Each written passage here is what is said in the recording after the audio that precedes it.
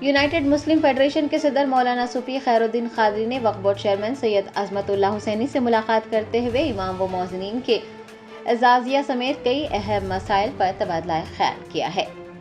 ذرائع نے بتایا ہے کہ یونائٹڈ مسلم فیڈریشن کے صدر مولانا صوفی خیر الدین قادری کی صدارت میں ایک وفد نے وقف بورڈ کے دفتر پہنچ کر چیئرمین سید عظمت اللہ حسینی سے ملاقات کی۔ تنی اثنا چیئرمین وقف بورڈ کو امام و مؤذنین کے تنخواہوں سمیت کئی اہم مسائل سے واقف کروایا گیا۔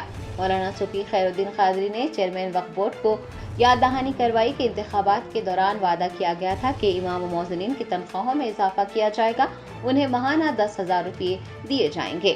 یونائٹڈ مسلم فیڈریشن کے صدر نے وقف بورڈ چیئرمین پر زور دیا ہے کہ وہ فوراً امام و مؤذنین کی تنخواہوں میں اضافہ کرنے کے وعدے کو پورا کرے۔ وقف بورڈ کے چیئرمین نے تمام مسائل بغور سنے اور امام و مؤذنین کی تنخواہوں سمیت تمام مسائل اندرون ایک ہفتہ حل کرنے کا یقین دلایا۔